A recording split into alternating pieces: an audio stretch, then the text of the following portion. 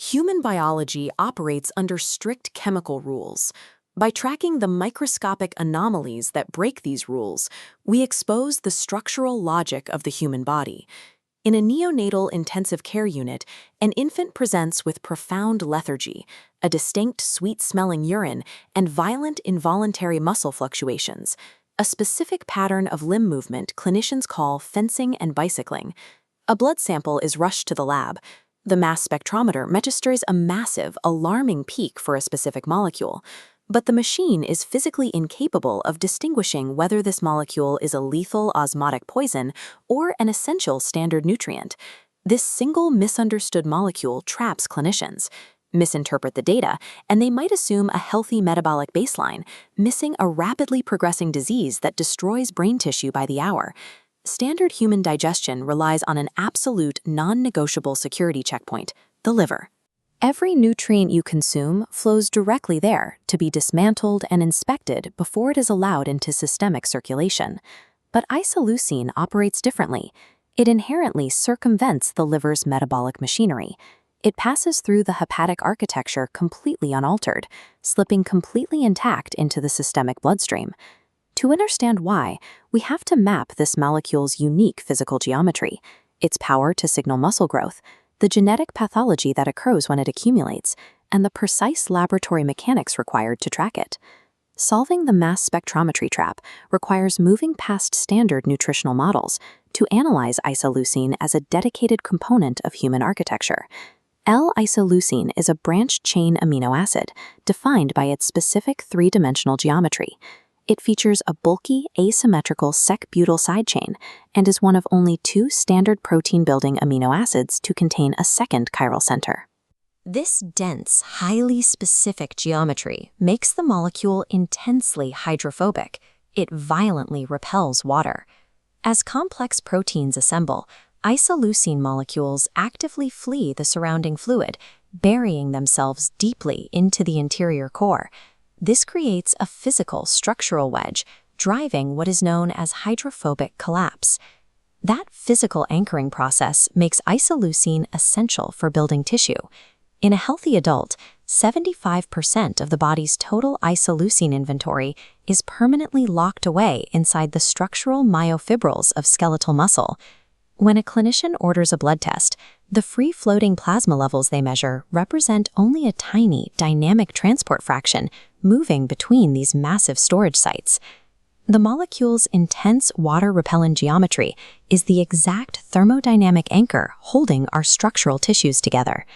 Isoleucine achieves its direct path to those tissues through the hepatic escape.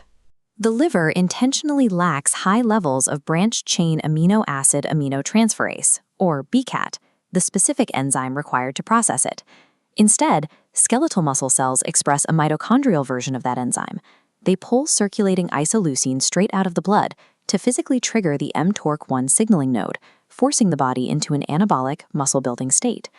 The molecule's influence extends into the central nervous system, where it crosses the blood-brain barrier at a highly competitive entry point called the LAT1 doorway. Here, large neutral amino acids must fight for limited entry slots.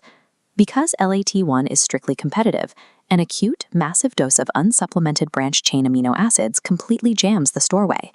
The brain is suddenly starved of tryptophan and tyrosine, the direct precursors required to synthesize serotonin and dopamine. The physiological fallout is immediate. Patients experience profound lethargy, severe brain fog, and a sudden loss of coordinate focus. Isoleucine acts as a dominant biological megaphone. Its circulating concentration tells the body exactly when to synthesize new muscle, and its transport dynamics directly govern cognitive clarity.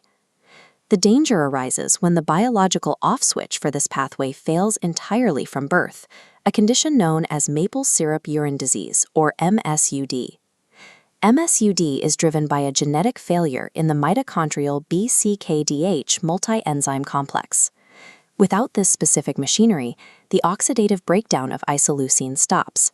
The molecule, along with its toxic ketoacid byproducts, violently accumulates in the bloodstream and cerebrospinal fluid. These concentrated ketoacids act as an osmotic poison. They disrupt osmoregulation, aggressively drawing fluid into the confined skull space and driving rapid cerebral edema.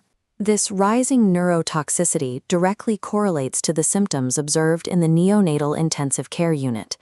The basal ganglia, the brain's motor control center, literally short circuits, causing the involuntary fencing and bicycling limb movements.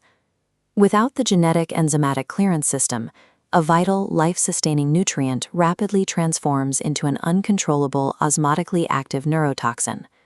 Halting this crisis requires immediate physiological intervention. Clinicians cease all dietary protein intake and frequently initiate emergency hemodialysis to physically wash the toxic accumulations out of the blood. But the secondary medical maneuver relies on a completely different mechanism, infusing the infant with high-dose intravenous glucose combined with insulin. Insulin acts as the body's ultimate storage command. By flooding the system with it, clinicians force a massive systemic anabolic shift. This commands every cell to open its transport doors, vacuuming the toxic amino acids out of the plasma and locking them into intracellular structures. Surviving a catastrophic metabolic block requires clinicians to weaponize the body's own storage hormones to artificially clear the vascular highway. Which brings us back to the mass spectrometry trap from the beginning. Isoleucine, leucine, and L-isoleucine are structural isomers. They possess the exact same molecular weight, 131.17 grams per mole. A standard mass spectrometer evaluates molecules by breaking them apart and weighing the fragments. Because these three isomers share identical mass transitions, the machine reads them simultaneously, yielding a single, falsely massive peak. The laboratory solution relies on physics rather than pure mass. Technicians use extended runtime liquid chromatography to force the molecules through a specialized column. Because their three-dimensional shapes differ slightly, they interact with the fluid differently, physically separating in time before they reach the scale. Identifying the third isomer, L-isoleucine, during this extended run provides the definitive pathognomonic evidence required to confirm a diagnosis of MSUD. Measuring atomic mass alone leaves the diagnostic picture incomplete. Clinical accuracy requires identifying the molecule's specific shape in time. Even with the correct timeline, the sample itself is highly vulnerable. Red blood cells contain steep internal concentrations of free amino acids. If a difficult phlebotomy draw ruptures those cells, the intracellular contents spill into the sample matrix, creating a false high reading, known as the intracellular hemolysis escape. The test is also easily disrupted by a postprandial ingestion surge. Failing to maintain a strict 12-hour fast before the blood draw floods the system with dietary amino acids, throwing the baseline numbers into chaos. To catch these errors, automated laboratory systems utilize a strict delta check protocol. If a patient's plasma levels shift by more than 40 micromoles per liter within 24 hours, the system automatically freezes the result for manual review. Advanced branch-chain amino acid screening is a highly specific, easily disrupted analytical tool. It is designed strictly for tracking severe metabolic dysfunction and demands rigorous diagnostic stewardship to prevent catastrophic false alarms. Evaluating these panels requires specific vigilance. Beware the total BCAA blind spot. Always demand your laboratory utilizes extended chromatography that independently resolves L-isoleucine. Recognize the physical presentation. Fluctuating fencing or bicycling limb movements in a lethargic neonate must be treated as an osmotic brain injury until proven otherwise. In high-dose protocols, insulin functions as a critical amino acid rescue drug by leveraging its role as a master storage hormone to pull toxins from the blood. We have traced the architecture of isoleucine through its hepatic escape bypass, its activation of the mTORC1 signaling node, and its competitive transport at the LAT1 gateway. We've seen how MSUD's enzymatic failure turns it lethal, and how laboratories navigate the isobaric analytical trap to track it. Operating at the exact intersection of protein folding and energy generation, isoleucine is the direct communication line linking dietary quality to tissue resilience and central brain chemistry. But isoleucine is only one node. To complete the metabolic triad, we must track the molecule that acts as its primary biological trigger, leucine.